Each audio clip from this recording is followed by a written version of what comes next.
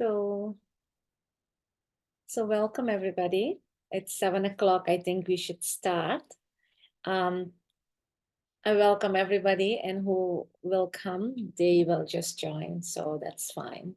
So I just want to remind everybody, gentle reminder that we're doing this as a expansion of consciousness and as a, to create more harmony, more peace, more love, because we all are passionate about healing. And on that case, I just want to also remind that it's very important that we keep doing our practice, meditation, which is the source of our coming back to the self. Because if we have that, then we have everything in as a support.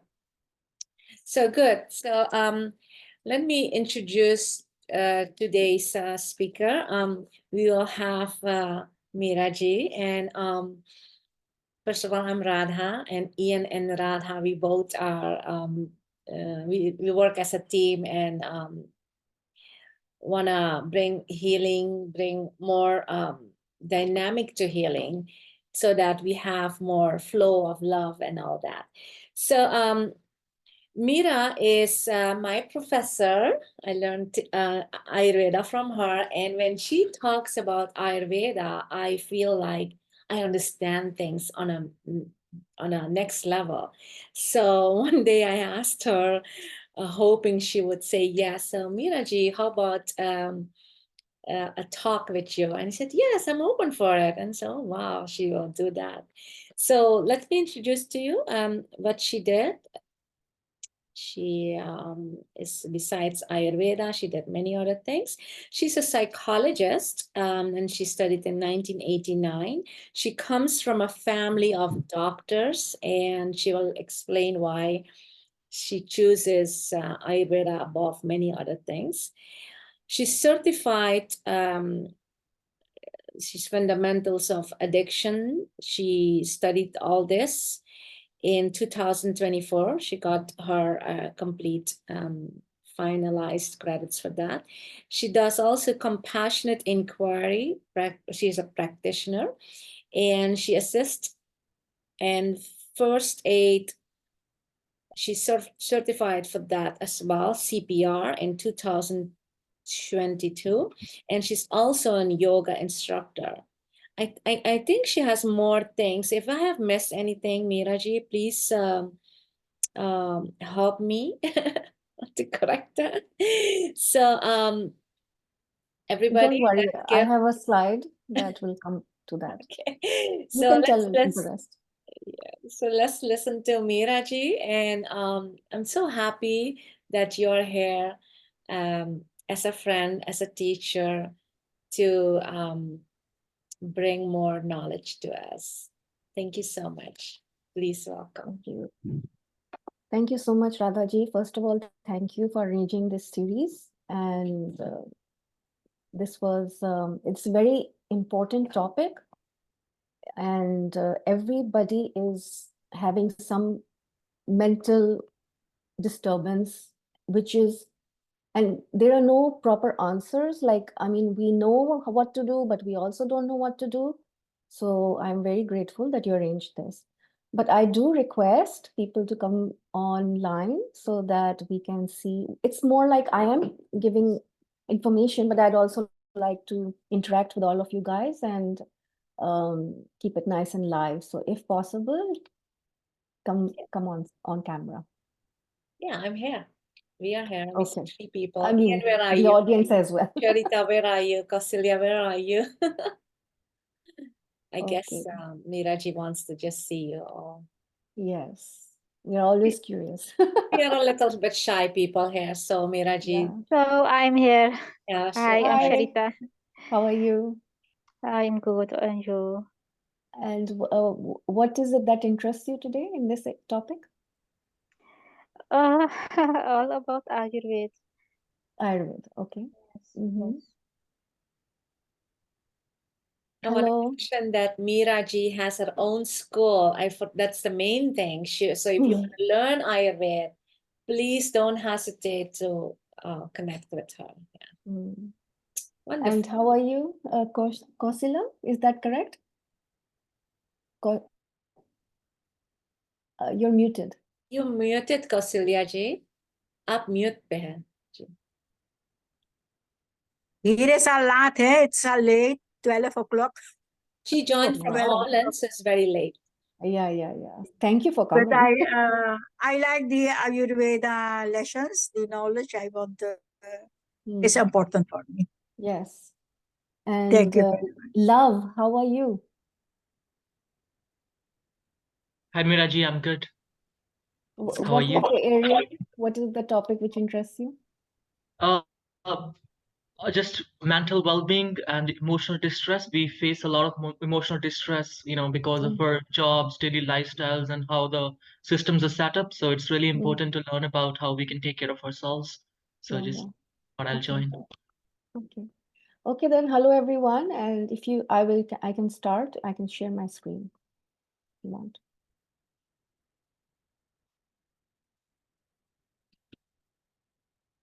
So basically, the topic today is mental health and emotional de-stress lifestyle therapy. So as we go down through the slides, you will understand what is emotional de-stress lifestyle therapy. It is basically Ayurveda and all the sister sciences that go with it, like yoga and spirituality, and even Jyotish can be a part, though I don't do it like in the first instance, but all of these things have to be taken into consideration for mental health. So let me first start with how come I'm at this position today. So basically, I'm a holistic life coach and counselor. I do counseling. I'm not a psychologist. In Canada, you have to do a lot of licensing to reach that level, but I do mental health. So why I came here, how I came here. So I come from a family of 4 doctors, as Radhaji said, mother, father, sister, and brother-in-law.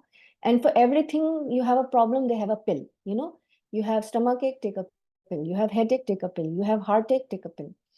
So the pill doesn't fix the problem. Like it will come back after some time. So 30 years ago, I'm a very curious person. So I started researching and trying and experimenting.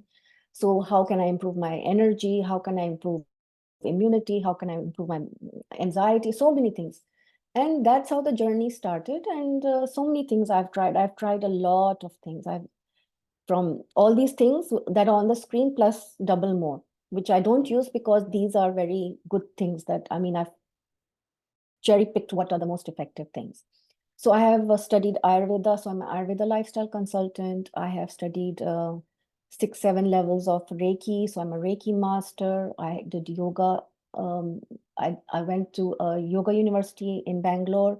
I lived there for 1 month and became a yoga instructor.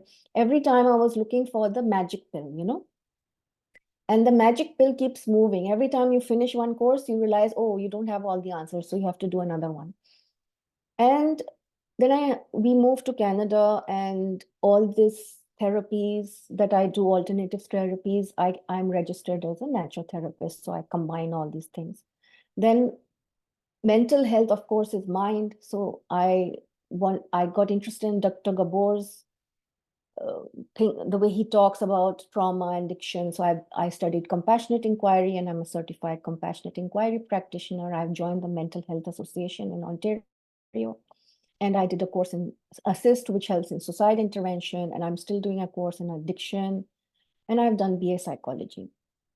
As well as I offer 100+ Ayurveda certificate course on IPHM, which is International Practitioners of Holistic Medicine, platform based in UK, along with Swami Premanand Bharti, who offers the 100-hour astrology course, because both of us are very passionate about holistic healing, natural healing.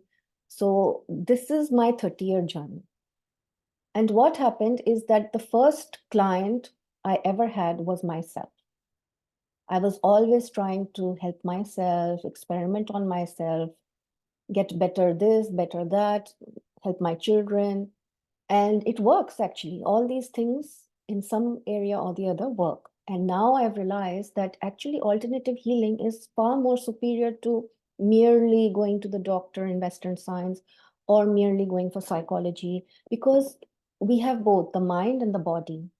And there's also a third component, which we'll come to. So we have to address all parts to have a more effective solutions. And they work, actually work, because my energy has gone up. My mental health is 100 times better. Like I should be weaker now after 30 years, but I'm actually at a better place right now. And my immunity is also better. So many things are better when actually due to aging, I should be worse.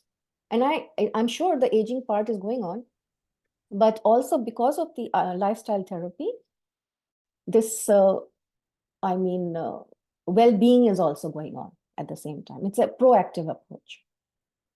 So now I have a question for you all. I want you to close your eyes and check inside you. What is your stress quotient right now? 10 is the worst, and 1 or 0 is the best. So like you feel very good is best, and 10 is worse. So where are you right now? Close your eyes and just pick one number which represents your stress quotient right now. And you can even put it in the chat, and you can also add, what are you feeling? One word, like what is your feeling right now? What is your state right now? You can put it in the chat. And please share, so we have an interactive session and we can learn from what's going on.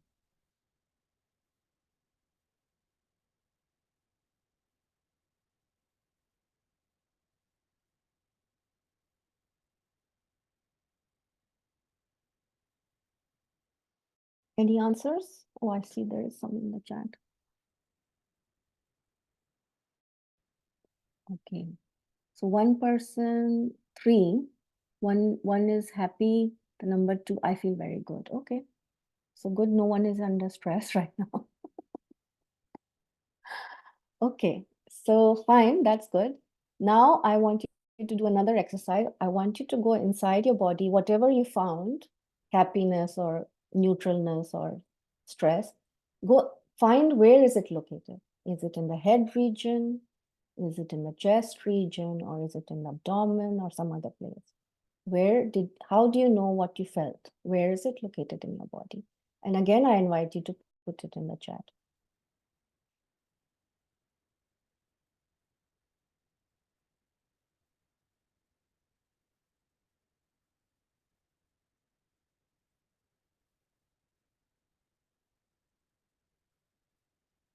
Okay, let's see what's in the chat. Okay, so I'm enjoying yet worried. Don't worry. So someone is saying head and heart, head and heart, heart. Okay. Now my question to all of you is, did you know what you were feeling and where it was located, or was it very subconscious? I mean, now that you're looking at it, you're aware of it, but were you aware of it before the question was asked?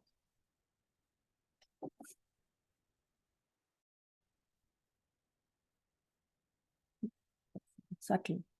Okay, subtly. IG says subtly. Only now you asked, Radhaji says. Okay. Okay. That's fine. So I want you to notice that both the head and the body plays a role, and awareness also, right? And it can be very obvious or it can be not obvious.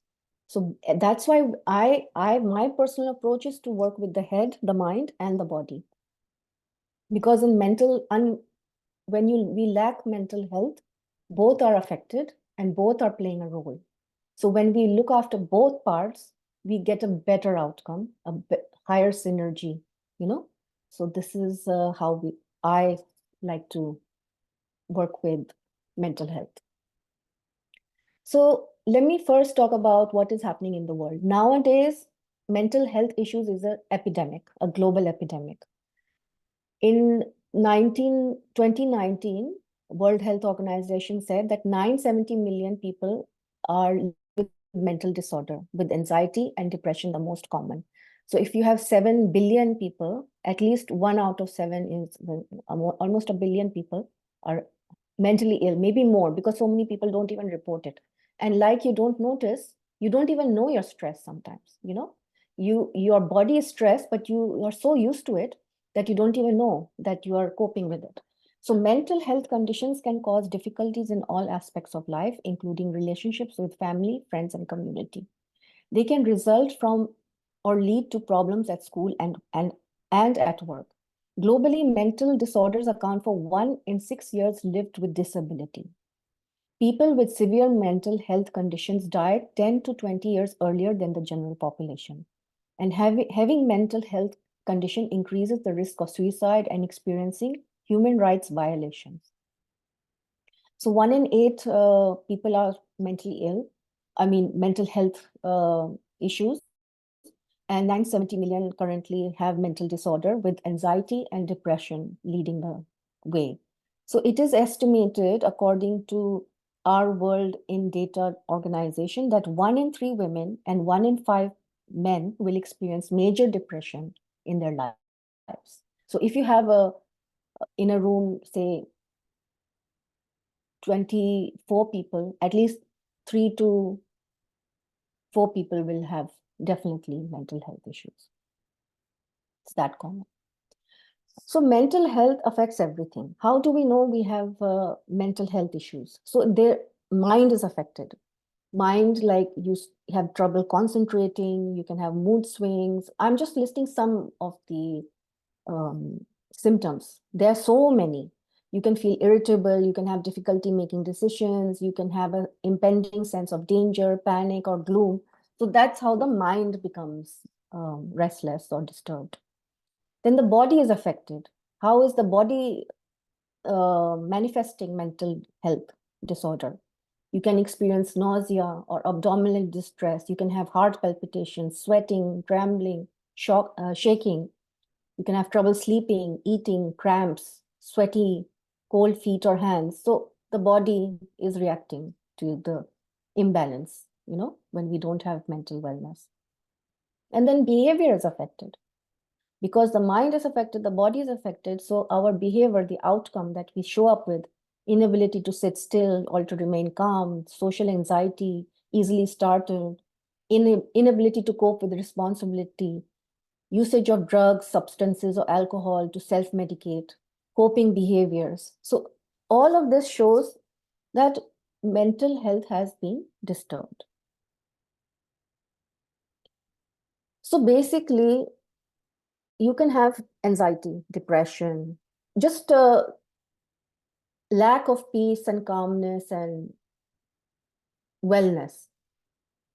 And everybody experiences this in their daily life, in a week or month. And it can get chronic if your issues have not been looked into, you are not aware of how your body is being, what your situation is. It can get chronic and it accumulates, and it can get extreme, and then it becomes diseases, full-blown diseases. And this comes into the clinical psychology. So if you're just a consultant, you cannot handle these cases anymore. They need specialized people to look after it. Some things like OCD, phobia, bipolar disorder, aggression, narcissism, ADHD, schizophrenia, hoarding, addiction. These are full-blown diseases. And they can even start in the womb. If your mother is ill, if your family is experiencing trauma, tension, war, conflict in the home, domestic violence, anything, then the baby is disturbed in the womb. How can a baby be peaceful if the mother is stressed? So the seeds of a mental disorder can be laid with your grandparents because they were unwell, they could not support their children properly. Then the mother is not feeling well. So there can be intergenerational mental disorder, and it becomes accepted because that's all people know. Like just being very suspicious can be a family trait, but it is actually a mental disorder because you're not feeling peace and contentment and wellness. So it's a lifestyle within the generations. So I want to explain to you now how science explains it. So what happens is that we have a reptilian brain, which is at the back, and it is called amygdala. So whenever there is a threat perceived by the mind, in the especially subconscious mind, it can be real or unreal, that doesn't matter. If there is a threat perceived, the body reacts, okay? So cortisol is released, adrenaline is released, and this is what happens to the body. The heart rate increases, the bladder relaxes, tunnel vision happens, shaking, dilated pupils, flushed face, dry mouth, slow digestion, hearing loss. So when we have a threat, we stop the logical brain, which is in the front part of the head, stops functioning, and the back part of the brain takes over and it's like firefighting. You quickly take decisions without even thinking. So the body reacts and changes take place. You can start shaking, you can scream, you can whatever, something will happen. You know that if you have been triggered, your boss says something, suddenly your face can get flushed with anger, your jaw can tighten. You are controlling it, but your body is reacting. Inside your body is reacting, and that stress has started circulating within the body. There is also a very popular theory here, polyvagal theory, which explains what happens to the nervous system when we are under threat. So what happens, there are different parts. The sympathetic vagal state is when we are under threat and we decide to fight or flight, or the dorsal vagal state can be activated and we feel immobilized, and it is usually in this extreme stress state where we become, immobilized, like supposing someone attacks your home and you cannot do anything, you freeze. So your dorsal vagal state has activated. Or you could have the central vagal system where actually you're relaxed. You are not under stress, you are not under threat, and you're able to engage socially and you're calm. So let me show it how it looks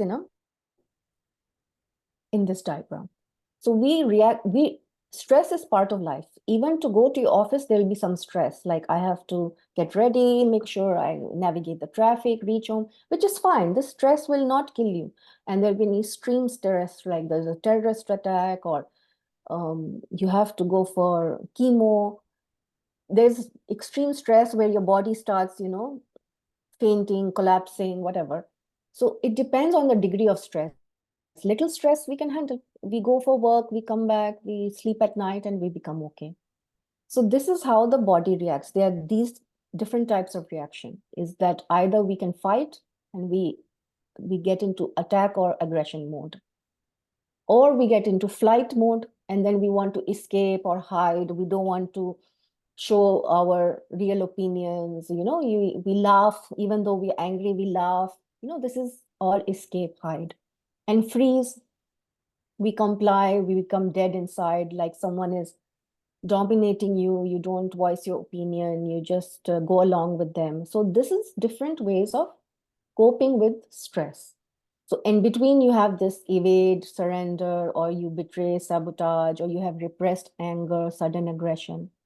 Only in the middle is the normal state where you don't feel stressed or threatened. That is where play, flow, and relaxation happens. So basically, whenever there is any sort of lack of relaxation, then we are under stress. And sometimes stress is good. Eustress, it's called. Good stress is called eustress. Like you want to give a speech, you're feeling stress, but it's good stress. Or you want to you pass your exam, you're writing your exam. It's something that will help your future goals, but it is a little bit stressful, right?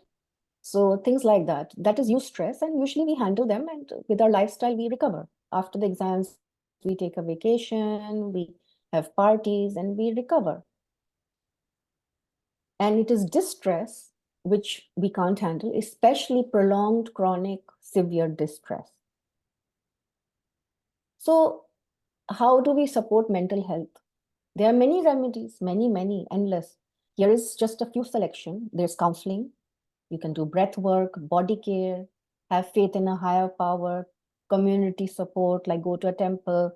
You have all these people there, they are working together, meditation. All this helps us feel calmer, safer, connected. But now we can go further, deeper into it. So again, as we are a mind and a body and a spirit, so therefore healing on all levels makes sense. Mind, you can do talk therapy, counseling, music, art therapy. For body, you can do anything to take care of the body, like exercise, rest, relaxation, rejuvenation. And spirit is connecting to a higher power through meditation, prayers, or anything holistic, spiritually guided. So now let us understand how mind therapy works. So the mind is composed of the conscious and the subconscious mind. This was discovered by Sigmund Freud, who is the father of psychology. So basically, it is like this diagram. We have visible emotions and visible thoughts. Like right now, I'm speaking and I'm engaged. I'm aware of all this, but I am not aware what's happening deep in my gut because I'm busy right now. So I have hidden emotions, hidden memories, hidden beliefs, which I'm not constantly aware of unless you do deep inner work or you do meditation and you do inner awareness, introspection. So we cannot get to this part in daily life because we don't have time and space for it. So we are only aware of these things. So what happens? A lot of the emotions, thoughts, and beliefs are controlled from here, the bottom part. And we are not aware what's happening. And all these things, emotions, thoughts, beliefs, affect our behavior. So how we behave with our relatives, our family, at our workplace, with ourselves, this is affected by emotions, thoughts, and beliefs, which we are not 100% aware of. So to get to these things, you can do counseling. If you have stress or even to develop self-awareness, you can do so many things. You can do counseling and so many types of therapies are there. Talk therapy is like, I mean, a blanket term. And then we have cognitive behavioral therapy, hypnotherapy, somatic therapy. I personally use Dr. Gabor Mate's compassionate inquiry because he specifically goes into emotions, thoughts, and beliefs. So thought is the upper layer, the middle layer is emotions, and the bottommost part is beliefs. So if we have a belief that I am not good looking, then it will affect my behavior. I might try to put more white cream. I might try to dye my hair more so that I look better, So it depends on what the belief is. Maybe someone thinks that they're very beautiful, then they don't have to do much, or they have a natural, we don't know what the belief is. Sometimes we ourselves don't know what our belief is. So our belief controls our behavior. So knowing our beliefs is helpful, because if you have a belief that is harming you and not supporting you, like you can think that, oh, I have social anxiety, I cannot talk, so I must smoke, to relax myself. So instinctively, a person will pull out the cigarette and start smoking, but they don't know why they're doing it. They know they're uncomfortable, but they don't know what is controlling that and why it came out at 4 o'clock today or 2 o'clock yesterday. There is something down there that needs to be looked at. And this we can do through so many methods. And I particularly like the compassionate inquiry because it's a very straightforward, easy method to look within ourselves. And then we have to look after the mind. The universal, complete healing is meditation is good for all, but meditation is not easy. Okay, so if you are very disturbed, you're agitated, you can't do meditation. You have gone through war and you say, oh, sit down, do meditation. You can't do that. You're crying, your family is dead. You first need someone to help you, do counseling, to hold you, then step by step, so everything has its place. If you are so distressed, you need this. If you are in the middle, you can do this. So meditation is the ultimate way of healing the mind, but it cannot be immediately accessed. It depends on what state of mind also you are in, okay, and how long you've been practicing it. So this is the Western explanation of how the mind operates. But now I will go also into a little bit of vritti, which is explained by Patanjali. So this is the Eastern explanation of the mind. So vritti means disturbance. It refers to the thoughts that surface in the mind, often described as a whirlpool. So let us say the mind is an ocean and the waves on the top are vritti.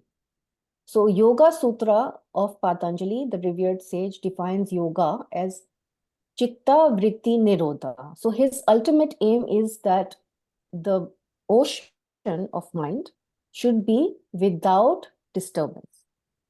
So chitta is the mind, vritti refers to thoughts, and nirodha means removal. Yoga stills the mind and frees it of thoughts, because thoughts is disturbance or fluctuations. So again, yogapedia.com explains vritti as fluctuations of the mind, and there are 5 types. So there's pramana, which is right knowledge. You're reading a book, you're reading Gita, you're reading a Bible, you are acquiring knowledge, which is good knowledge, right? But it is still a fluctuation. You are taking in this information, and your mind will evaluate it. Like, for example, Krishna is the father of the universe. So you have to process it. So while you're processing it, just like the computer is processing the information, we are also processing. So there will be a little disturbance. Disturbance, I won't say, just movement. Hello. Then we have viparya, misconception. A state when the mind makes a wrong judgment, which in time is replaced by right knowledge. So we are always taking information from the TV, from video games, from books, and from our life. And we can have wrong information, like it is good to beat a wife. So then that is viparya, because you are creating, it is a thought which will disturb your reality and affect all your relationships.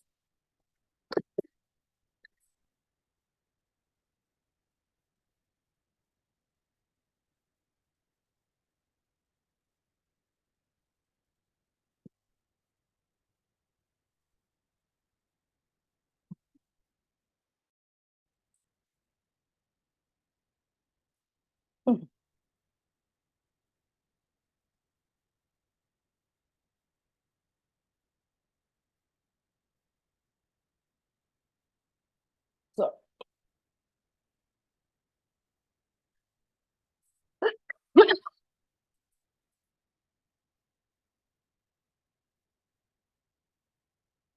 again, we have, is there someone who can just read the next 3 points? Can volunteer. Yeah, sure. From where is that? 3. 3. Vikalpa, imagination or feeling, refers to understanding the real situation. The words do not directly relate to the situation. For Nidra, deep sleep, the state of mind that exists when one sleeps, good sleep equal good mental health. 5, Smriti, which is memory, that which is stored in the mind. The aim of yoga is to still and attain a superior state of mind. So basically, vritti is fluctuation through knowledge, wrong knowledge, or feelings, imagination, sleep. So whenever mental health is disturbed, the more disturbance your mental health has, the more the sleep is disturbed. Usually, if the sleep is good, that means the mental health is not that bad. And smriti is memory. In our Eastern system, this memory can come from the womb, from childhood, from the present life, and also from the past life. So all these things are in our mind, and it depends on what the content is and its ability to disturb.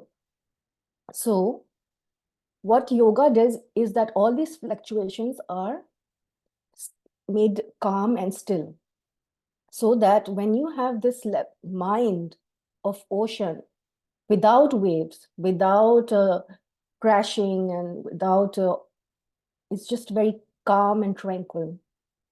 That is a superior state of mind, and that is an experience of extreme mental health wellness. It is not an easy place to go to, because you need to really devote a lot of time for meditation, and in meditation there are many levels you can rise to.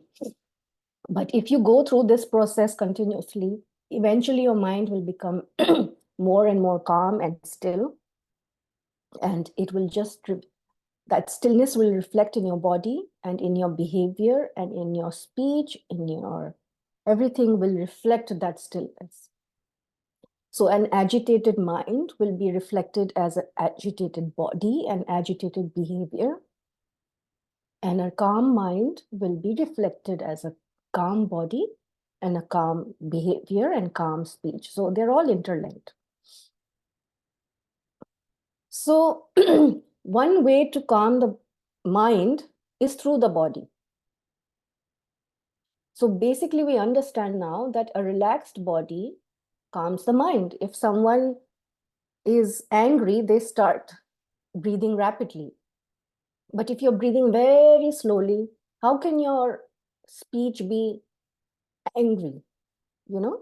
So if your body is calm, then the mind becomes calm. So this is where body therapy, including Ayurveda, helps. So things like massages, sleeping well, diet, exercise, yoga, nature walks, hobbies, pet therapy, all of this will calm and decrease the stress of the body that the body is carrying, you know.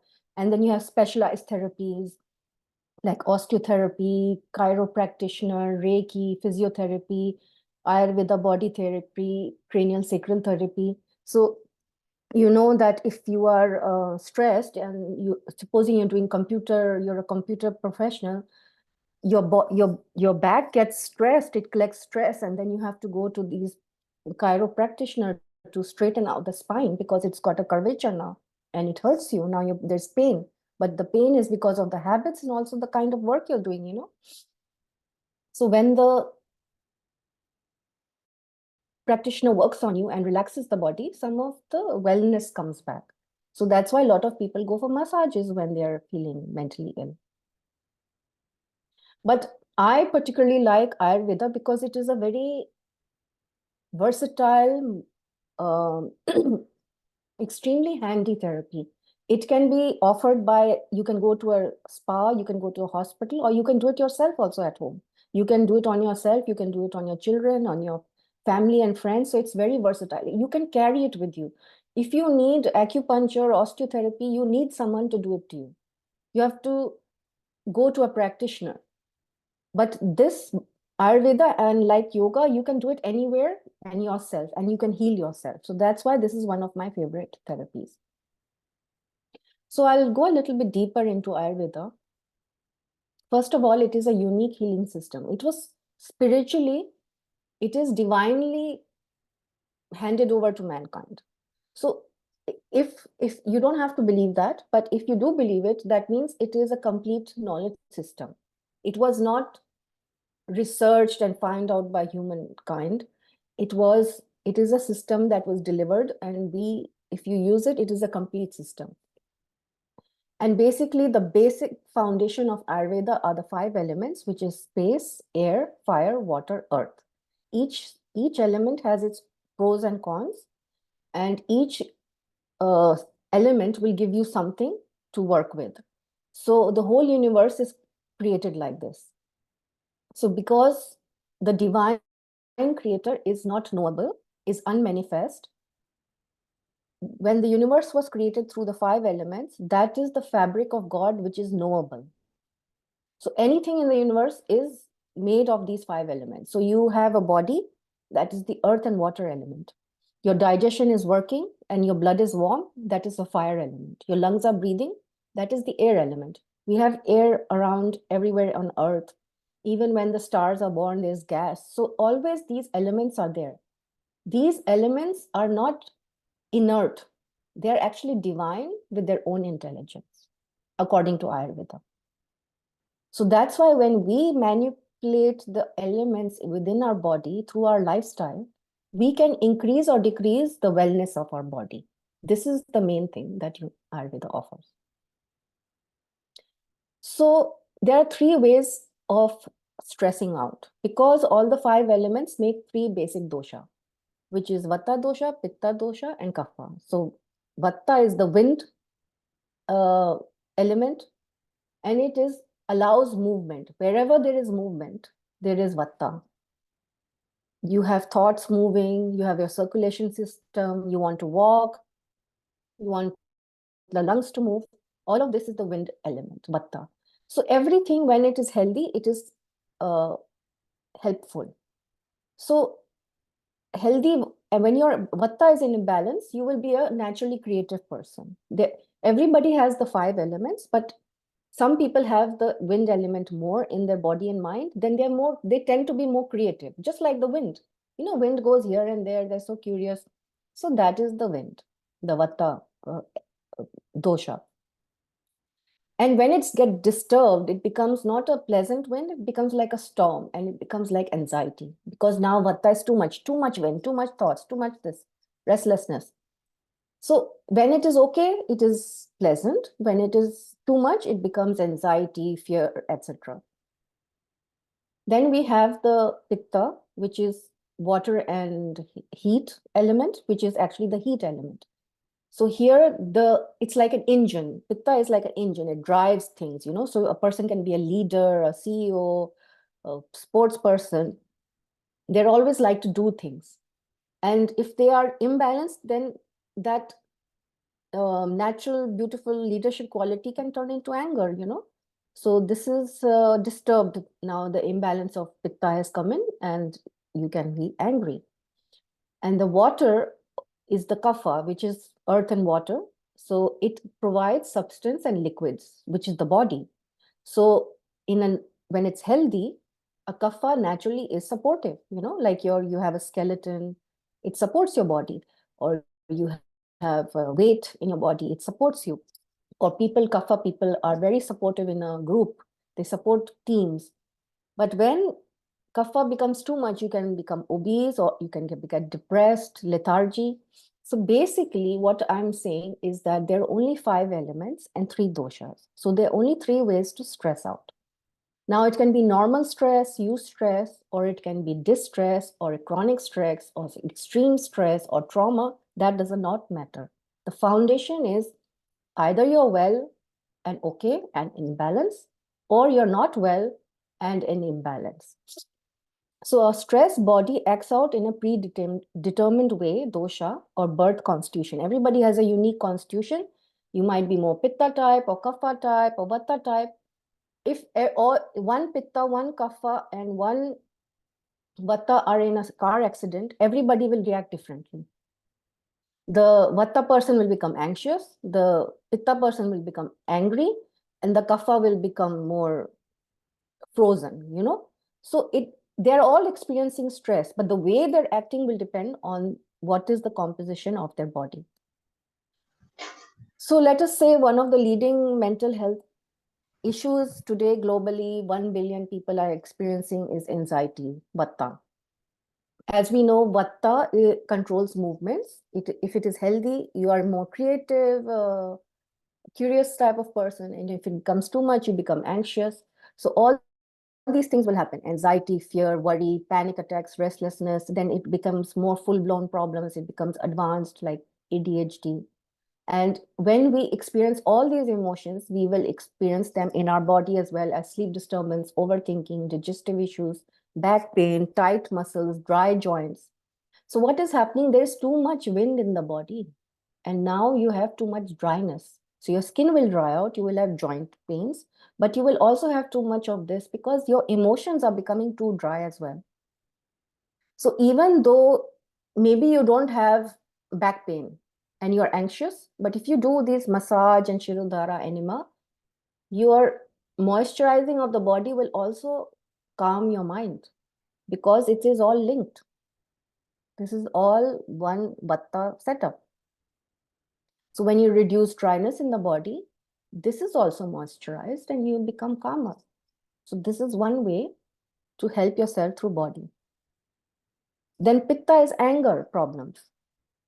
Fire, heat, you can be a leader or you can get very, very over-ambitious, over-driven out. So when it is in imbalance, you will feel anger, irritable, frustration, critical, burnout, driven. You can see, imagine a lot of leaders who are like that, and it can get an advanced disease stage where you become aggressive, delusional. So it depends on how long and how deep is the trauma and how long it's going on. And this will show up in the body as sleep disturbance, overworking, digestive issues, skin issues, acidity, ulcers. So maybe you go to the doctor and you get acidity medicine, but you haven't really healed your anger. So this pitta disturbance will keep going on, It will heal for a few days, then acidity will come back. I'm just saying, if you are a very angry person, the body is going to also can have all these things suffering, So the main thing is to reduce the heat because pitta is heat. Again, if we do some therapies like massage, cooling therapy, Shirodhara, regularly, then the anger quotient can drop, over time. People take medicine, but you can also take regular Shirodhara and do both or one or whatever. And over time, it will become better. There will be a dropping of your anger and all these problems. Then you have depression, which is kapha, because they're heavy. So depression, when they're healthy, they're very supportive, but when they become imbalanced, there is depression, lethargy, which can become depression, lethargy, procrastination, stubborn. Very advanced, it becomes chronic depression, grief. So they do oversleeping, overeating, digestive issues, weight issues, heaviness. So the main thing is to reduce wet heaviness because water is heavy. So when we have too much weight issues, we do more exercise, eat light, and we reduce the heaviness. That's why people say when people are depressed, go out into the sun, be active, do exercise, and your depression will reduce because it is a heavy emotion. So we need to do heat therapy, massage, vigorous activity. So most important thing is to understand what is your birth constitution, how will you react, how can you handle stress in life. So we saw that slide before, and I said to you, which was explained by the polyvagal theory, that if there is stress, people will be either freeze or they can fight or go into flight. Most likely the kapha person will go into freezing and depression and just become very depressed. And the most likely person to become anxious is the vata person. So they are just like so fidgety, ADHD, sleep loss and all that stuff. The pitta person who is so hot, they will start fighting, they will attack you, they will argue with you, they will bully you, whatever. So this is now, where is the stress coming from? Could be today that something happened and made them angry. Maybe something in their childhood has still carrying on and that is still making them angry. So that is how we understand stress. So we can handle all these things through mind therapy and body therapy. I like both. I like to do both. So what I'm saying is that stress, when people are stressed, their digestion is affected. They will have nausea, diarrhea, constipation, their hunger will go away. So if we improve the digestion, then stress will also get better. We know that when people are stressed, they have trauma, they cannot sleep, they have broken sleep, they are restless, they get up in the middle of the night. So if we start actively working to improve our sleep through our habits, then stress will also follow, decrease. Stress will decrease because now you're having better sleep. And sleep repairs the mind. When we are stressed, we start having confusion, we have double thinking, we are conflicted, we don't know, we think the whole world is attacking us, people are mean to us, we have difficult relationships, someone is trying to do something to us. But when we start doing inner work and develop self-awareness, the a lot of you can let go of a lot of things. So what happens? Calmness increases and then stress decreases. So that's why body therapy also decreases stress.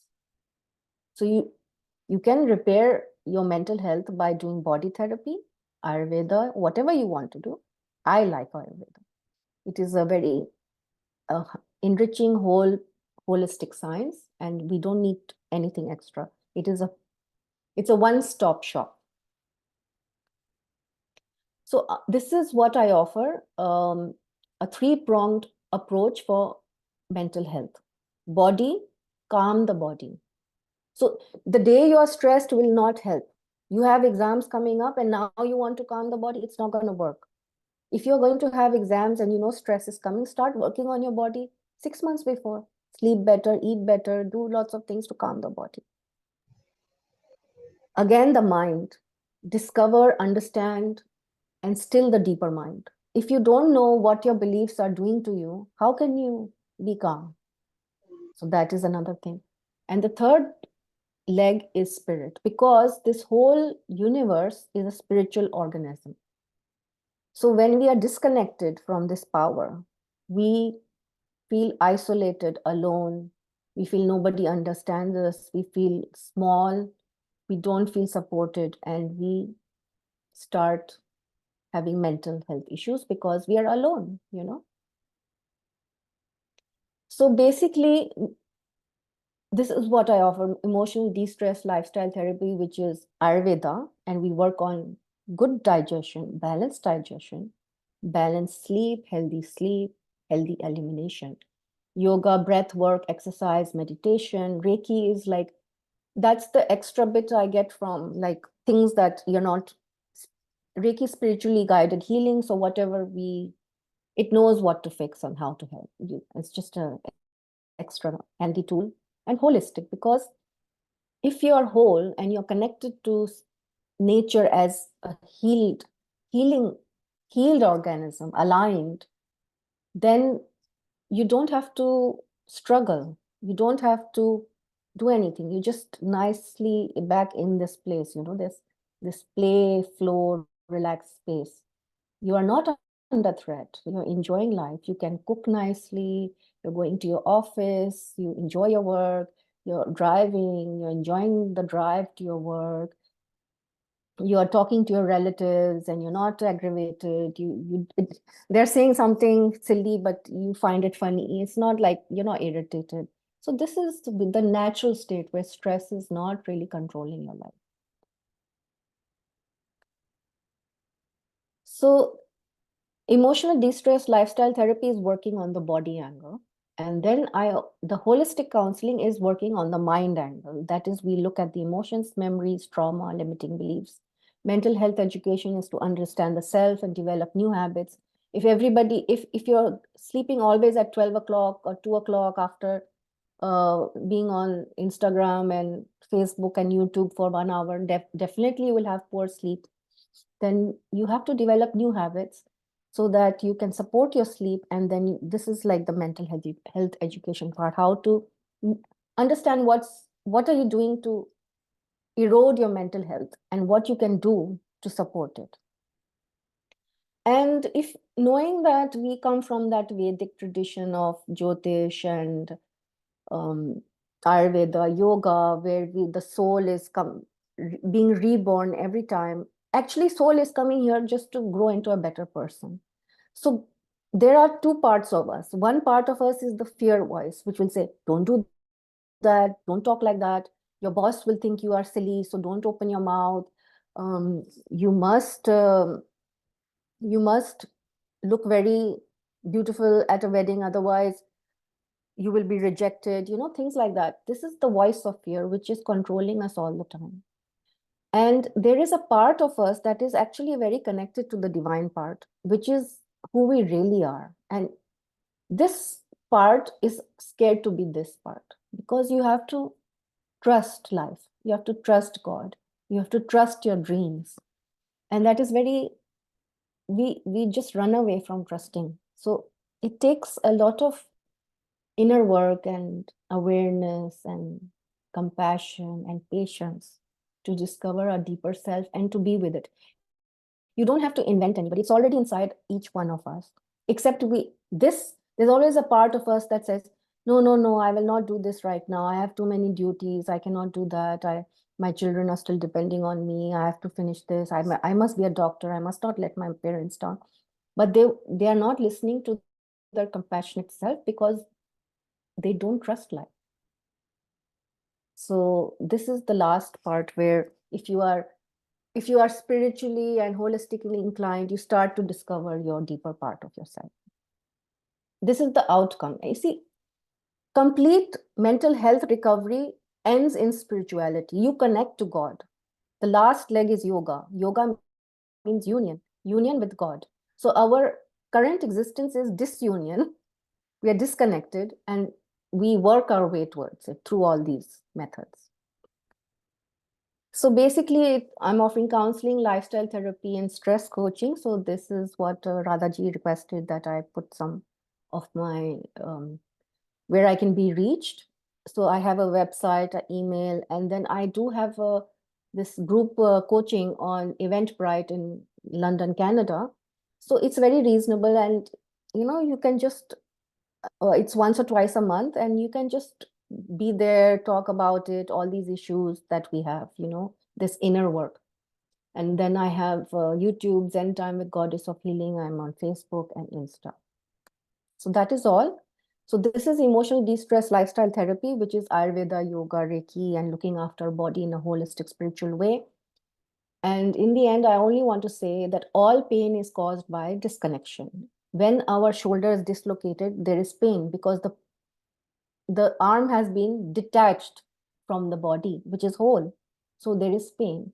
When we have mental issues, we are disturbed because we are not aligned to our deep inner self. And when we have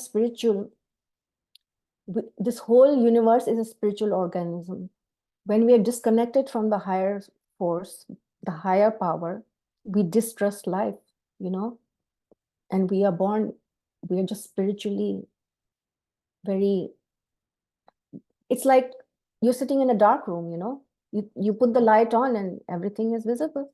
So that journey from darkness to light is the spirit part where you connect back to God, and which we use Ayurveda, yoga, and all this meditation and everything. So it depends on where you are. Are you OCD? Are you having panic attacks? Are you just having normal stress? Are you very spiritually inclined? Each person has to decide where they are and how much they want to do. They just want to do a little bit of their body right now. So it's always ongoing process, and there is really no end until you completely are in sync with God, And then when you're in sync with God, there is no pain. Thank you. Wonderful. Thank you so much, Miraji. If you can unshare your face, then we can. Good. So if we have questions, then I think we should carry on with questions. Mm-hmm. Who is first to ask questions? Go ahead, unmute, and then you can ask your questions. Yeah. Yes, go ahead, Elizabeth. Can you unmute yourself, Elizabeth? I think we cannot hear you, Elizabeth. Yes, go ahead. Hi, Elizabeth. Hi. Firstly, I want to say Mira is one of my first people that really made a huge impact in my life. I've known her for several years. She really has made a difference. And the powerful thing I was listening to just now was talking about the distrust of life. For a long time, I was like the most trustworthy, a little bit easygoing, no matter what happened. And then there are parts of my life I just started in the last few months, just started to distrust life. And then it's funny, in the last couple of days, it's like I've had some sort of shift, some sort of breakthrough. And I realized I need to reconnect with my trust. And Mira shares a friends group with me, and she pops this thing up, and I said, something, I can't miss this. And it's just like hit home. distrusting. And it's the more you trust, and it's the question is, how do I broaden the trust? So my question to you is, do you remember a specific incident when you were able to trust life? Strangely enough, no matter what has happened, ever, I've always felt you have this inner power, and there are different energies. And whenever I was felt like consumed by negative energy, I know within me I have this thing that all of us have a pilot light inside. Mm. And then when I'm not feeding my pilot or my truth, you hear me? Yeah, it's broken a little bit. We can't hear you. You are on. Can you unmute yourself? Yeah, you are muted again. Yeah, You're you muted. we can't hear you, dear Elizabeth.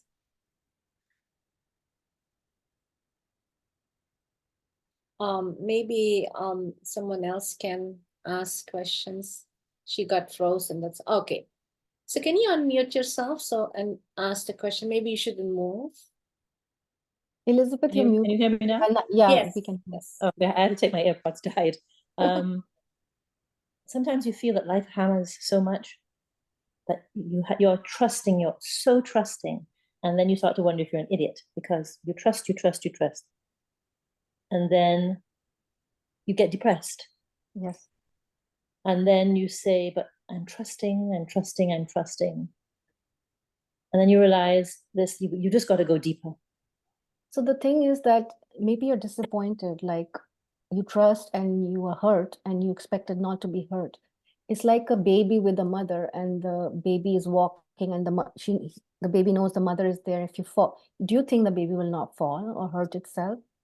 But it just knows the mother is there, even though it might actually fall off the bed also and hurt its head and have a surgery too. So we are going to go through ups and downs of life.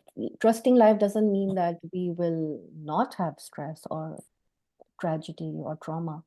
Trusting life is that we don't get stuck and that we are flowing, that we just go with the flow. When it's time to cry, you cry. But then you get out of the crying cycle and then we move on. So when you lose someone, it takes time, you go through the grieving process. But when you are not trusting life, you never get out of the grief process. Yeah. Because you don't look forward to life. Yeah. So we will be hurt, and to be comfortable with being uncomfortable is also trust of life. Like when the mother will say, no, you have to do the homework even though you don't like it, and you do it because it's like something that is there.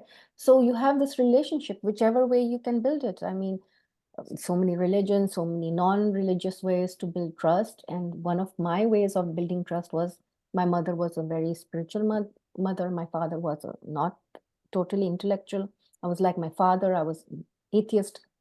So one day I met this spiritual group and this guy, and he was talking about God and all. And I said, I don't think these prayers and all work. And he says, Mira Ji, first you write all your prayers and see if they came true. And he says, why don't you write? I said, okay. I wrote, and I was really surprised. Very tiny prayers, actually. About 17 to 18 came true.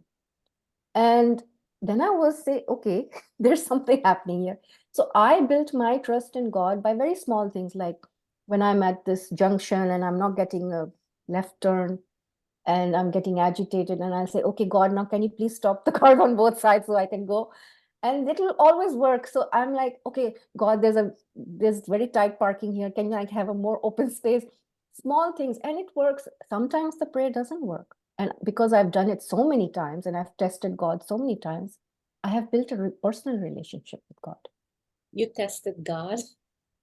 We have to test God, just like your baby tests Yes. a mother. The baby screams in the mother's ear and wakes her up, and the mother still shows up. Yes. So that's how we work with the God. We have to have a personalized relationship with God. I think he pokes us.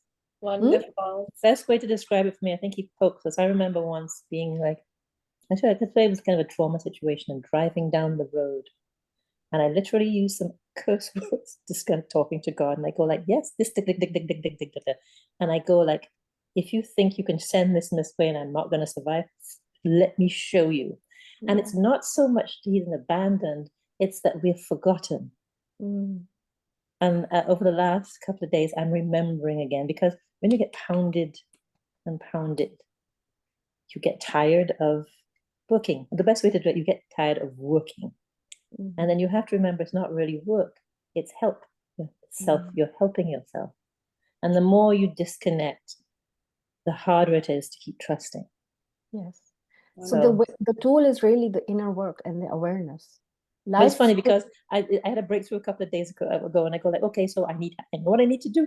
Give me a sign, and poops, you pop this thing onto one Yes. side. Beautiful. So that's beautiful, Elizabeth. So we want to take some more questions. So if some other people can ask some question, is that okay? Yeah. Yeah. Who wants to go and can unmute and ask questions? Don't be shy, just unmute and ask your questions. This is mental health, and she's equipped with Ayurveda and Dr. Gabor's work as well. So many things. Yeah, go ahead, Terence Hernandez. I think you are in mute. Go ahead. I think Ian put his hand up. Oh yeah, Ian, go ahead. I don't see it. Yeah. First of all, thank you, Mira Ji, for this wonderful presentation. I missed you had three different approaches to cure someone or to heal someone.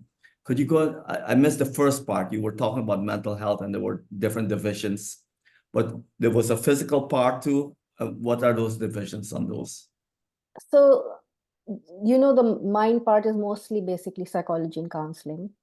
Okay. The body is anything that will relax the body, which is can be yoga, Ayurveda, nature walks, anything that calms and relaxes and nourishes and heals the body. And could be any physical exercise, could be, chiropractor, massage, anything. But the body and mind are still very finite units, right? So we cling to relationships, our family, our workplace. I have a job, I'm safe. I have a husband, I'm safe. But someday you'll lose your job. Someday you could lose your partner. So the ultimate relationship is with the spirit and God. So when we cultivate that spirit part, and anything that is flowing is okay. Like a What do you river mean is flowing. flowing? So there is a life force. We are born through the life force. When we die, we are cut from the body is cut from the life force, the body decomposes. So same way, our trust, our awareness is disconnected from the awareness of the spiritual life force.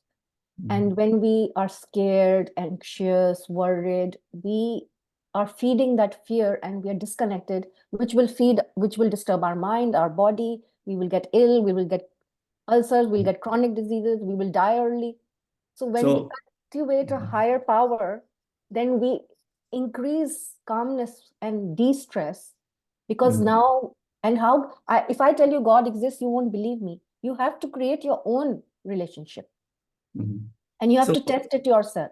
Right. So if someone comes with, for instance, a lot of anxiety, how would you approach this person in terms of physical, mental, and emotional, or what would your solutions be for the person to get rid of this anxiety that a person has?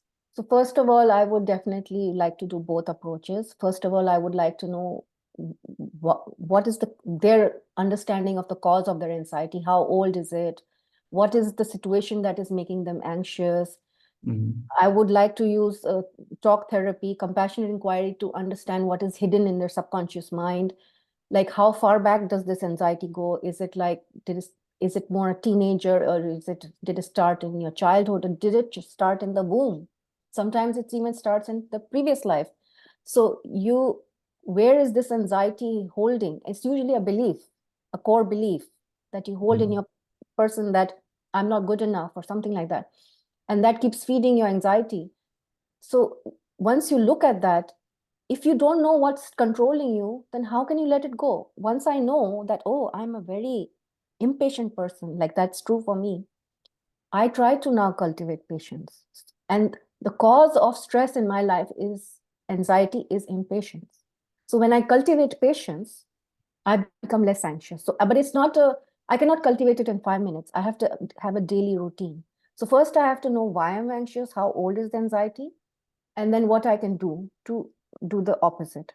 And then So, also so yeah, so you that is the one apply part. the cause and effect. So you Yes, look for the cause and cause of effect. the anxiety in And the order to find second, the solution. and the Mhm. other thing is usually anxious people are Vata prone people. They have a Vata constitution. So for Vata, there is a very predetermined way of looking after them. They have to sleep well, they have to be more nourished, they need more massages, they need more watery foods, not drying foods. They must not multitask, their lifestyle should be slower and more relaxed. And um, if you're doing screen time just before sleeping, you are going to disturb your mind. More nourishing herbs, so that way the body starts becoming less dry, less anxious. Okay, so there you apply your Ayurveda knowledge then. Yes. Okay, and you also give advice for herbs and stuff like that too? Yes, Okay. because And you each, do psychology at the same time too? no, it depends on what the client wants. If they only want to do the body part, they can do it. If they only want to do the mental part, they can do it. I always suggest that the best is that you do everything, but they have a So the choice. body part you consider is Ayurveda. Ayurveda, yoga, Reiki, meditation. Okay, yoga asanas, pranayama, and all of that. Okay. And Meditation. the mental part is what exactly? It is looking within ourselves, the emotions, the thoughts, and the beliefs, and the Okay. limiting beliefs. So it's psychology, counseling. But you Okay. use Dr. Gabbard's psychology. Okay. Especially compassion inquiry. Yeah. I'm just curious, does this psychological approach, does it have some research-backed information? Yes, all of them, all psychology is research based. It is a Western science, Any of these concepts have always been studied and researched, and then they come out with these, when they are confirmed, that's how they are adopted into the practices. Okay. Thank you. Thank you. Okay. Beautiful, wonderful. Thank you, Ian. So if I'm sure Ian has more questions, so if you want to let others. So who wants to be next? Maybe I should ask a question. So so Mira ji, I remember in our class we were talking about guts and cleaning, and you mentioned something, and suddenly you made me realize, wow, that is so true. And I went to do more research because I'm new to Ayurveda, the practical part. I mean, knowledge is so different every time as you grow in life. So you mentioned that enema, the inner enema, the especially the oil, the balawan and the shmulawans and so helps because it's connected to the mind. Can you please elaborate this? This is a very good question. Why gut cleaning is helping the mind, and especially having this calm, this contentment to us, and not only the modality of Basti, but also which herb, and why the gut is so important, why that connection with the mind. Please, thank you. It's not just the gut. I mean, the gut is important. The gateway to the body is through the gut. So if you feed rubbish into the body, the rubbish will come, body will become rubbishy, right? If you feed beautiful, nourishing foods, our body will reflect that. But you are right, the three main emotions, anger, grief, and anxiety, are stored in different places. So Vata collects in the colon, the large colon. So that's where gas or wind and even anxiety and fear are stored. So you know when you are feeling scared how the gut will become tight, right? Right?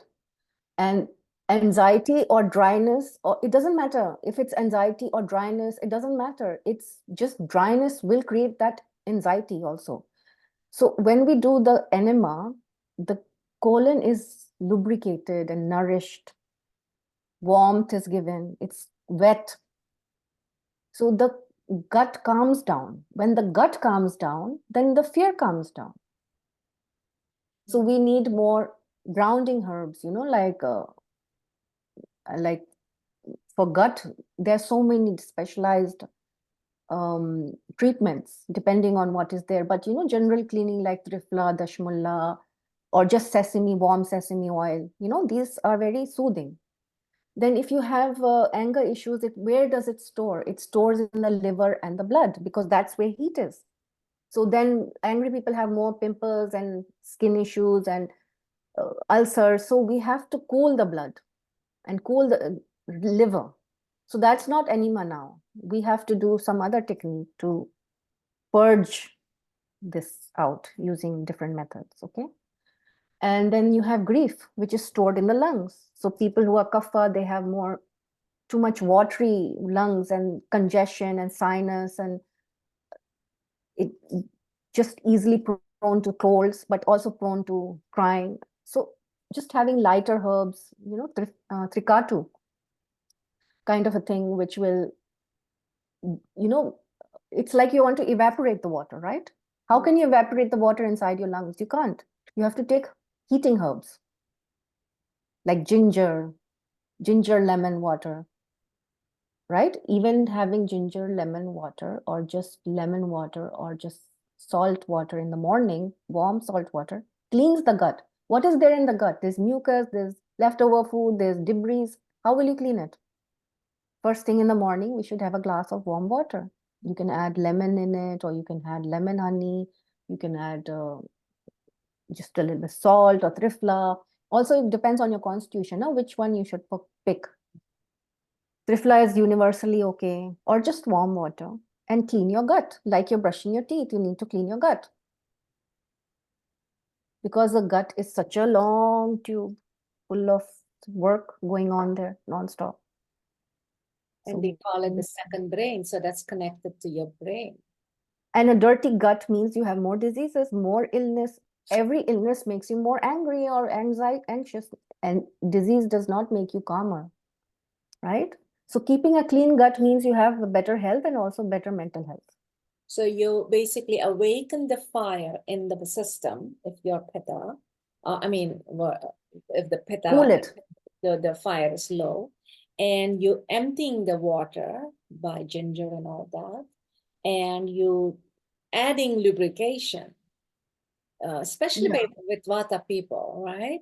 I mean, Vata. Vata people, you're doing enema, yes. Yes. Vata issues, yes. This is But beautiful. enema is not useful for kapha people because kapha already has too much water. Exactly. They have enough. They need drying. Right. They So need they need drying. Svedana, right? Yeah, they need heat therapy. More sweating, more dry brushing, kind of a stuff. Crying, cry loudly and run around. Depression, do exercise. So are the kapha people the people that cries a lot? No? Because they're more watery, right? If they are kapha constitution, their mind and body is kapha, then they will be more prone to crying. So the water I needs. mean, everybody cries, but Right. I'm just relative. Everything is relative, Some people are more angry, some people are less angry. Yeah, beautiful. So, I have more questions, but let me allow others to ask these questions. So please don't be shy. Just open up your mic and ask questions. It's I have one question. Go ahead, Sharita. Yes. You talk about cleaning gut. I have heard that when you in the morning drinks water without cleaning your mouth, it is a good way to clean your gut because all the bacteria what you have in your mouth they helps to clean your gut. Is that true? So your question is that should you drink water before brushing or after brushing? Yes. No, And if actually, yeah. I don't think that you should put more things inside your body. First, you should brush and clean your mouth. Okay. Yes. So you can go to usually when we get up, we go to the bathroom, we have to do the elimination, then we clean our mouth, eyes. If you go to yoga therapy, there's so many more detail on how to clean everything, how to clean your nose through water, cleaning our eyes, ears, every part of our body can be cleaned in a very special way, according to Ayurveda. So we need to Okay. clean everything. But yeah, gut, if you clean it, then everything is much better because that is the highway inside the body. No, I understood that when you drink water without brushing, all the bacteria what you have in your mouth, they become in your gut, and that helps cleaning the gut. Is that true? That's See, there's always some bacteria in the gut. There are good bacteria okay. and bad bacteria. That There's always bacteria. bacteria. So for example, when you eat probiotic foods, there will be some good bacteria in your gut. But some Okay. bacteria can have diseases. They will kill you. I mean, they will make you sick. So it's good to keep the mouth clean and everything clean. And when the bacteria will come through your foods also. So there are some foods which will help your bacteria grow. So you don't need the mouth bacteria. Okay. Okay. Yeah. Yes. So Thanks. it's good to brush your teeth, Sharita. And that's, Yes. yeah. So Okay. wonderful Thank you. question. Yeah. That is beautiful. So who wants to be next? I just wanted to add to that what Sharita was asking. The tongue scraping would be excellent to clean the tongue first. That idea that you would drink water without cleaning is opposite from what I understood in Ayurveda. Ayurveda recommends tongue scraping and then brushing the teeth and all of that. But you mentioned something really nice, and that is, in general, vata, the air stores in the gut, in the Yes. intestines, and the pitta is stored in the liver and the blood, right? That's why pitta people often have rashes, skin Yes. diseases, Yeah. and problems in the middle, in Yes. the stomach. Acidity. Yes. And the kapha people has mostly water and earth. They have slime and they have grief, and Yes. it's all blocked up here. This is Yes. kapha, the middle part is pitta, and the under part is vata. So you mentioned how to clean the gut. That is with anama. So how do you clean the pitta part? So there are two other techniques, purgation, which is like you take a laxative like castor oil, Castor oil. Okay. and you will have diarrhea kind of a thing. So that purges the middle stomach area. And with it, the pitta and all go out. And for kapha, it is vomiting, medical vomiting, where you induce vomiting to clean your stomach, like it is salted water, and then you put your finger in. So this is all yoga. They have in yoga so many shat shatkriya to clean your nose, clean your gut, clean this, clean that, which we mostly do just brushing and going to the, I mean, pee Right. and poo. That is our normal, just a normal way of cleaning. But there is very, very, very advanced ways of cleaning ourselves. And the more yoga you do, the more advanced the technique. Right. So, but in the Panchakarma, one of the Panchakarmas is bloodletting, where you put leeches on the body, and They do. that's an excellent way. Or does giving blood help the bloodletting? They say that nobody does leeches nowadays. Right. So people say you can do blood donation. That also helps for pitta Would people. that help balance the pitta? Not to the level that the leeches help, but it is better to do purgation for pitta. Purgation. Okay. Purgation is the number one technique. Right. And Vamana is still used in the Western because it's In kind the of West, gross I for don't people know. to vomit. It's more India it is used. Okay. What do you do in the West? What do you use in the West to get rid of that excess kapha in the slime and all of that? Well, you can change your diet. You can take heating herbs. You can do more sauna. You can do more those things to clear your herbal, steaming to clean the sinuses. And you'll have to change the lifestyle a little bit. Right. Thank you so much. Wonderful. This is beautiful. I remember when we were growing up that our parents, grandparents would gargle, and you could hear the neighbors gargling. You know that they are awake. They were doing the thing so loud, and you don't hear that anymore. It's like it's a shame to scream like that and clean your tongue and all that. But I remember when I was growing up in the in Nikkei, the place where we were staying, how they would clean their tongue, and it's just a little. And in old India, they used to force children to have castor oil every month, and children used to run away. You had to catch them and give it to them. Same here. It's that tradition gone away a little bit. So it's good that we're talking. So that was once a month to clean your gut. Everybody had loose motion, and there's automatic cleaning of the gut. wow, beautiful. So Okay, Mira Ji, I don't mind me. I'm gonna No you problem. encouraged me, so I'm gonna ask you some questions. Yes, please. Long time ago, I read this book. It's from Hatha Yoga. It's from Yoga and Health. It's called. Anyhow, he had a technique there. It's called. I don't know if you're aware of it or you know of it. It's called the half breath. Whenever you have a lot of stress, you lift up your hands and you let it out. And that's a pranayama technique, but it's he had given that technique to get rid of when you have stress in your body. Is that good for Vata, Pitta, or Kapha? Well, I don't particularly know about this technique, but everybody has stress, and we do use the breath.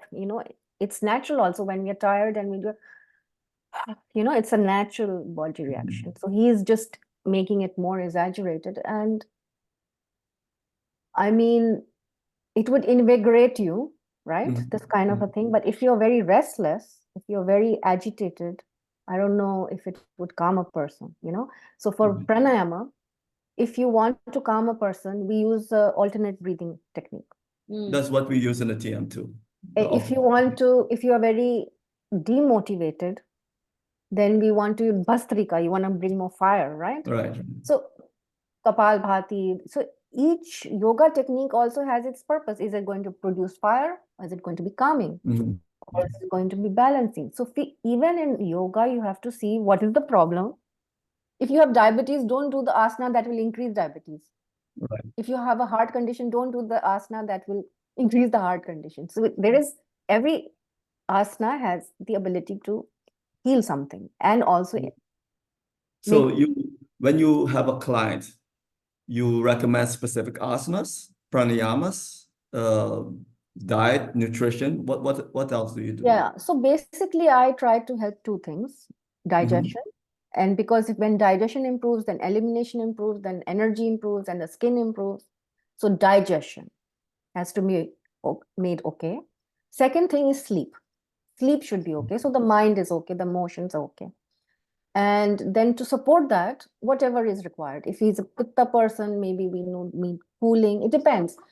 If the person is not too disturbed, then maybe I won't recommend maybe just walk in nature. It depends. Everything is customized to the person. Right. Okay. Thank you. Wonderful. Great. Ian, thank you so much. And please ask again. So who has another question? Please. In the meantime, I have a question. So Mira Ji, in Sanskrit, thinking is called chinta, right? I was looking at this because I like Dr. Swoboda as well. So he was explaining something. He said, oh my goodness, this makes sense. So chinta is thinking, overthinking, all of that. Actually, it's deeply related to vata. So mental health, in a nutshell, has to do with chinta, or excess of chinta, overthinking and all that. And on an imbalanced vata, basically. So in a nutshell, to take care of that, what do we do? I like to summarize and make it compact for the people. So mental health has a lot to do with the mind, isn't it? So what I would suggest is active mind, right? So let it be unactive. Now I want to ask you, how can you make your mind unactive? Do you remember anything that makes your mind not active? Man, I like to take a shower and go Exactly. meditate. That's what I do. But you know, that's The shower is good because it's cooling. Okay, it's like showering washing just away all the stuff, you know, and water does soothe us. Meditation, you're bringing silence and stillness in I like it. to practice my TM. Yes, yeah. If you go for nature walk, will you be so aggravated? What if you're No, playing with a dog? I don't like dogs, but yeah, but for people, they might like it. Yes. Maybe they want to paint and calm down. Yeah. You know, anything you can notice that calms you down. Of course, yoga and Ayurveda are universal and work on every human being. Mhm. But maybe they don't want to try it, so they can do Right. something else.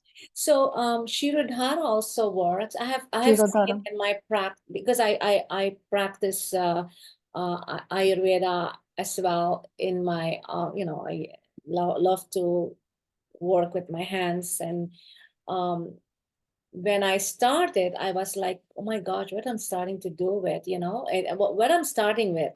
But I see people healing in front of my eyes. It's like they becoming more aware.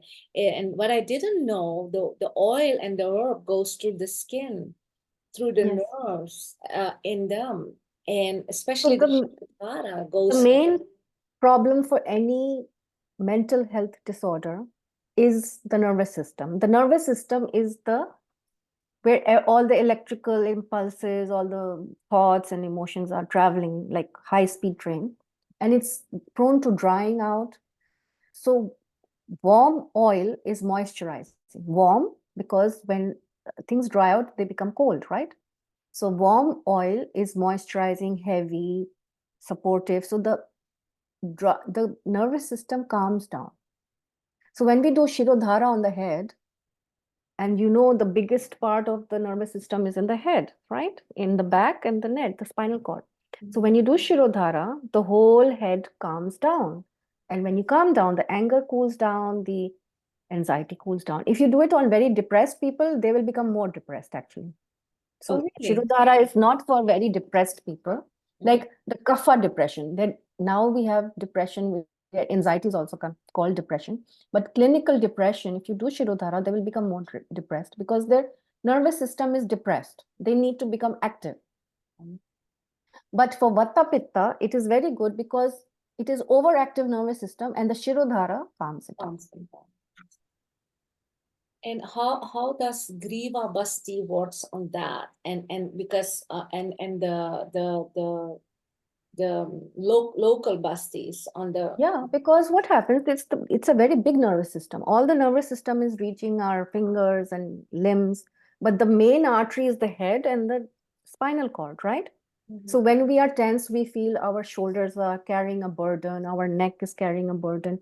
All this accumulation of stress is there in the muscles, in the bones, in the soft tissue. So when we do that Basti in different parts of the spine, whether you do it on the neck or the upper back or the middle back or the lower back, wherever the collection of stress is, as soon as you do it, or you massage it or anything, or you put a heating pad, it relaxes. So if a person is doing IT professional, they have more stress in the neck and shoulders. Yes. So you will say, you will put Basti here. Right. But if someone is driving too much, they'll have more lower back pain, right? Right. So then you have to put it on the lower back. It depends on where the stress is accumulated. Beautiful. It's wonderful. Well, you have answered all my questions. I see if there is other questions, because we also wanna, you know, have some quiet time, nighttime. So is there any other question? Are there any questions? I just have a quick question. Yes, please go ahead. Because we were talking about gut cleaning and how important it is to have your digestive system working well to support a good mental health. Will it be fair to say that it could be if you're stressed for some reason, it could be a combination of external factors and internal that could further trigger your stress levels? And how do we treat that? How do we identify that in the first place? First of all, there is always stress externally, Excuse but me, who just it want to is, know who asked the questions because. yeah, Pallavi. Oh, okay, Pallavi. Pallavi, yes, thank you. So, of course, it's like constant bombardment. We are getting stress all the time, but who is getting stressed? It is the person, right? The person is stressed. So if stress is coming and my hand is stressed, doesn't matter what is coming. I have to relax the hand. It doesn't matter what the world is doing. No? If you relax everybody outside and your hand is still cramped, how will it matter? It only matters what is happening to the hand. So all this internal therapy will take care of the stress inside you. The stress will keep coming. It will never stop because life is designed like that. So stress will come from outside. It will come from inside. It will come from your subconscious mind. It will come from your childhood trauma. It will come from your past life. Stress flow is constant. Maybe someone attacks the country, bombs are dropped. Maybe you lost your job. Maybe there is a tragic diagnosis of health. When will stress stop? Never. But how is the body? Can the body hold the stress? Is it calm enough to bear the stress? Has it been unwound? That is the main thing. Thank you. Beautiful. I like to add to this because I think of Maharishi right this moment because he loves to say in all his talks that refining of the consciousness is very important because if we practice diving to the self and remembering who we are, because we actually are already perfect. And then when the nervous system gets calm and goes back to the self and to the home of all natural law, that's what they call it in Maharishi's design of technologies, then it revives it. It's written, this technology is written in the Gita as Yogashtha Kuru Karmani, which is very, very important. So, and all the technology of TM is written in like 600 plus scientific research that the mind gets calm. And now with Ayurveda, as you have enlightened us with Abhyanga, Shirodhara, and of course, depending on what, because it's so important to know the Shabdoshas also, Shabdosha, sorry, because that helps specifically treat that issue the person has.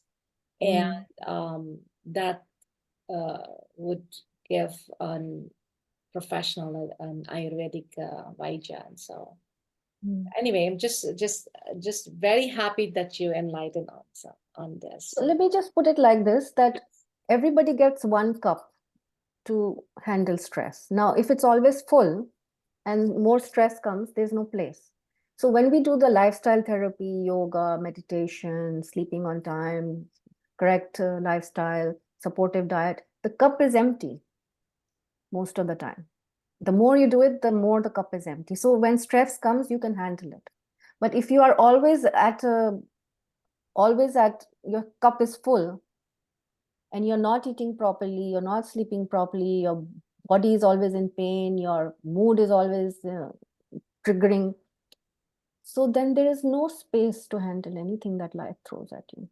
And life will keep throwing. That is the rule of law of universe. Lifestyle changes are very important. When I talk to my patient, to our clients about lifestyle changes, and they so they have to lower, for instance, pepper. I'm just gonna take a rough example. In Suriname, people love pepper, right? And Pita people should not eat pepper.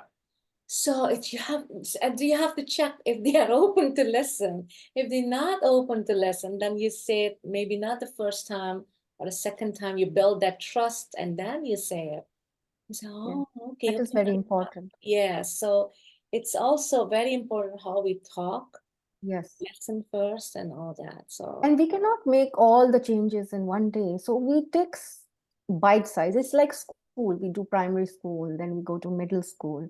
So when we have mastered primary school of lifestyle, then we go to the middle school, we can become more ambitious. Then we can go to, it's up to us and also your rapport with your therapist and yourself, how much you're doing, what is important, when is, Yeah. it changes. But if you are generally seeking health and happiness, you will keep looking for things to do.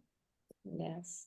We always tell them to go to a therapist, because some cases they have, they have to just go and talk and hear, we need the listening ear. So I just had a comment, because you were mentioning something in terms of coaching the person. You would ask them the memories of happy memories. Is that what you're doing? You ask them to, what was your happy memory that calms you down or make you happy again? Is that what you do also? No. Because we instinctively know how to look after ourselves. That's Okay. why I was asking. So we do need to look after ourselves. Like maybe when I sit in nature, I actually calm down. So that is my way of healing. But I think there are two aspects to calming down. De-stressing is, first, it's like a cupboard. If it's messy, so we have to remove things which are not, expired, this, that, junk things. So that's what we do when we do compassionate inquiry. We're looking at emotions, thoughts, and beliefs, and what is junk and useless now, we can let go. And when there is all that cleansing has taken place, then we can develop more nicer new habits. For example, I always used to stay up till 1 o'clock, 2 o'clock, browsing all the time.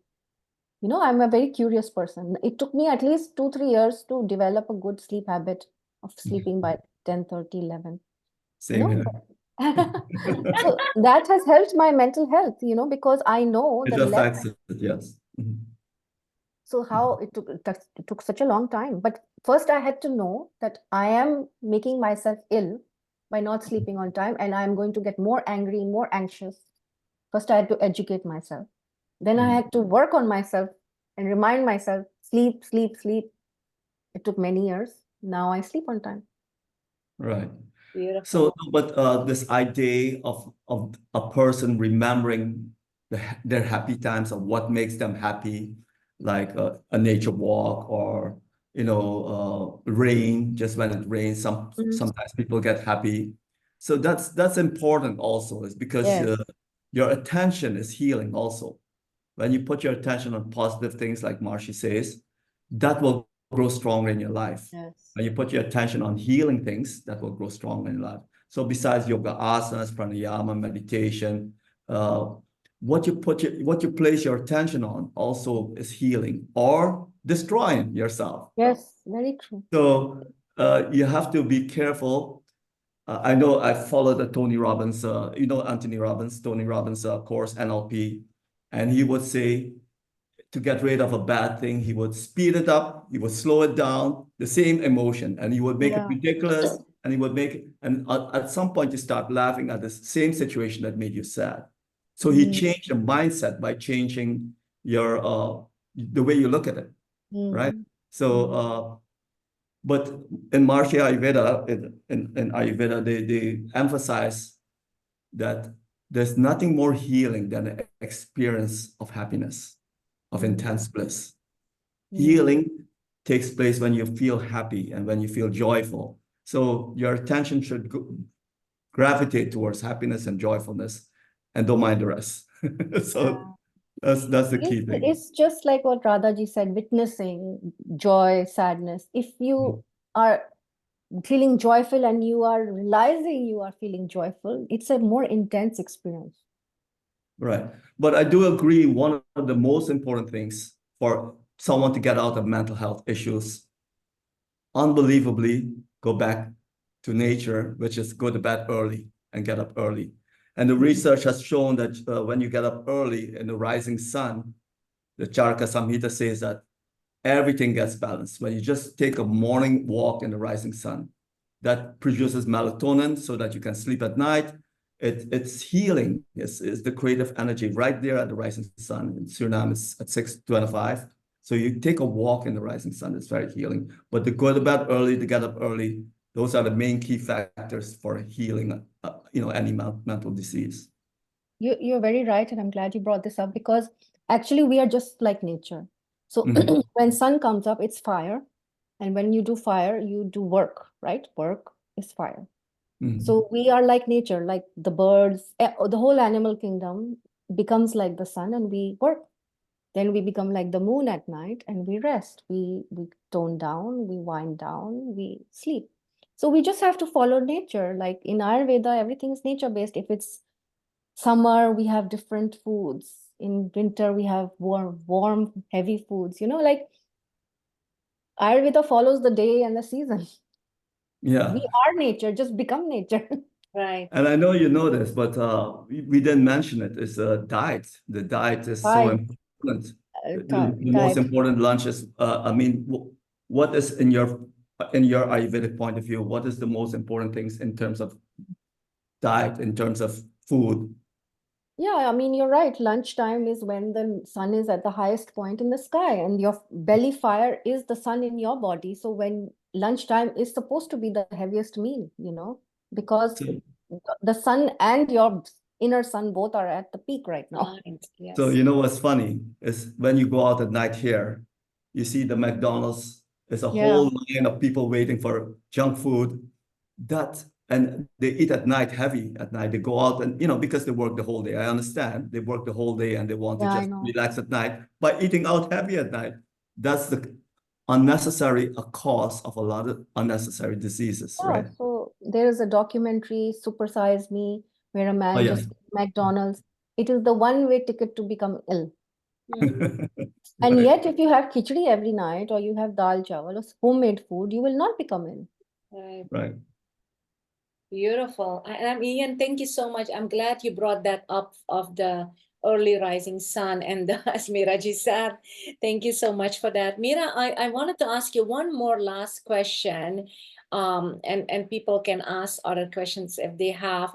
I really like how you have mentioned that you got help. You mentioned that just by life's changing your food, your diet, Abhyanga, Shirodhara, some friends brought you to the Sort. yes, yes, and then you suddenly realize that you could get rid of the junk and you had in the house or stuff that you didn't need. You needed to get, Yeah, yeah, because we humans love gathering stuff. We love this, we love that, we have it. And if you go in people's home, they have yeah. so much stuff.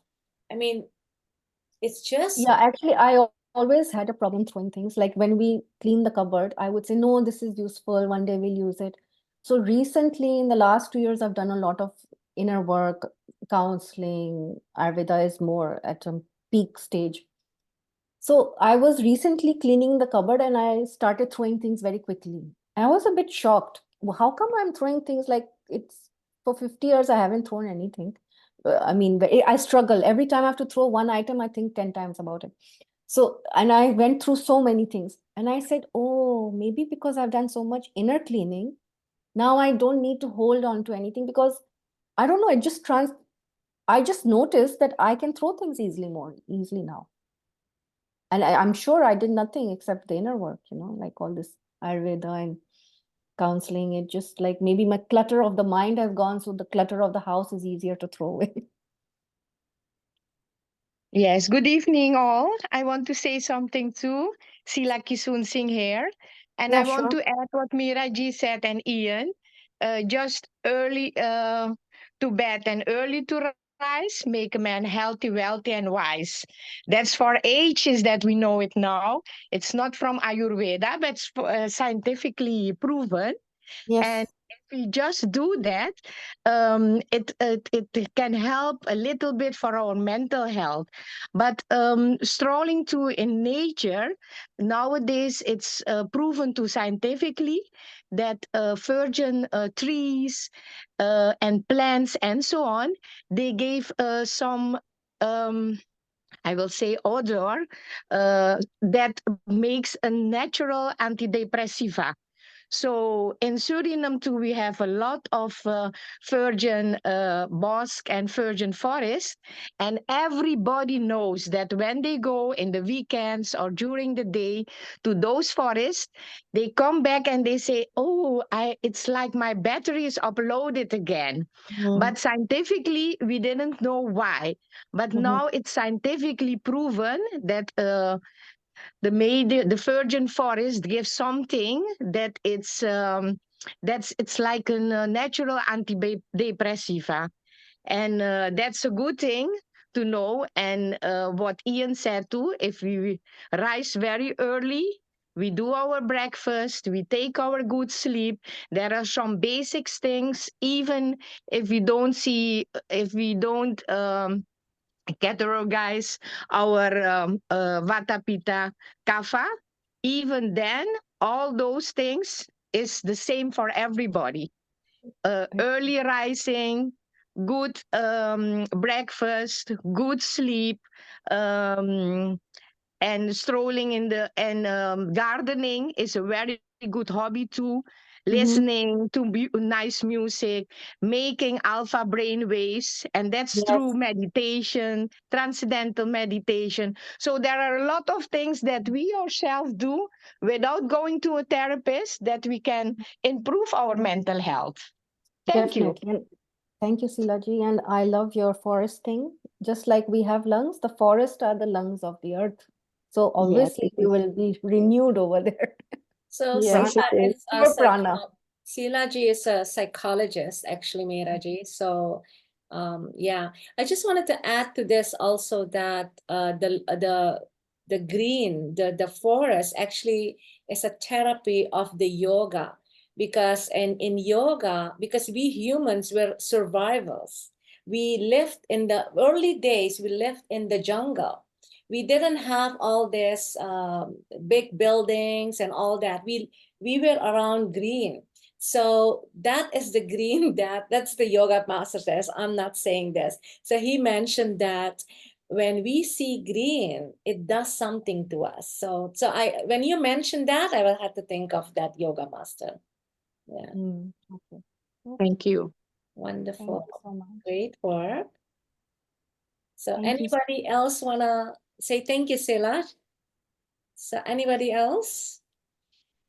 Then we want to wrap it up because we're gonna have next person gonna speak. I think in a couple days next week, and so a Jyotishi. We're gonna see mental health through the lens of Jyotish, because it's so important that we go through all these things, and we talk about it. We help people who are suffering, are not in a good place.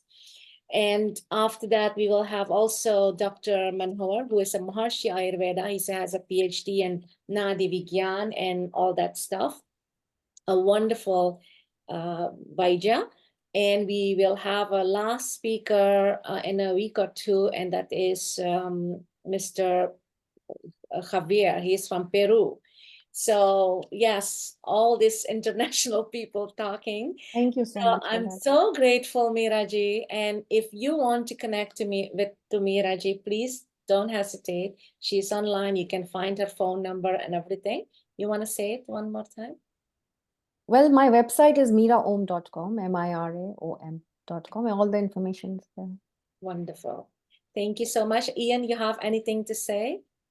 No, I was very happy to hear Mira explain the gut health and all of that. It's really nice to hear how you're a counselor, just like Sila is a counselor also, and a very well-known counselor here in Suriname. The knowledge of Ayurveda is so important to bring health back to people. Yes. And they just have to go back to nature. So it's very, very nice to hear that you are applying this ancient Ayurvedic knowledge into the Western medicine, which is great. I just love it. Thank you so much. Thank you so much. And thank you for bringing up this very important topic. It's an epidemic, and we all need all this healing. Yes. Oh, I just wanted to mention, like 49%, almost 50% of college students have some mental issue. I thought it was unheard of, like Yeah. 10 years ago. So they do need all this Ayurvedic knowledge. They do need all this alternative medicine, but the research has to come with it as well, which is It important. is coming, and every person should share their whatever they learned with 2 more people, so we can Yes. help everyone to at least know that there is a pathway. Yes. I want to end this beautiful session. Actually, we want to go on and on, but I want to end it with a beautiful quote of Mira Ji herself. She mentioned, I think I will make her embarrassed, but she mentioned that if she had to choose a religion, she would choose Ayurveda as her religion. So that's how I'm going to close. You want to say anything? No, thank you. This is, I Thank think you. that Ayurveda, God gave us a gift, and I love this gift. I love it too. I think Vedic counseling is the way and the future for tomorrow, because Vedic counseling includes yoga, it includes Jyotish, and Jyotish, you can see the paradigm and perspectives from many life and the built up karma, and then you have a better angle how to work with the person. But that is another topic altogether, which is also attached to Ayurveda. And Yaki has another connection with Ayurveda. I'm trying to find a professional on this to talk about it. So you'll see if we find the person. But yeah, there's so many modalities, and I'm grateful to each and everyone. And Miraji, thank you so much. And thank you everyone for coming and listening. Thank you, Mira. Good night and bye-bye. Very good. Thank you.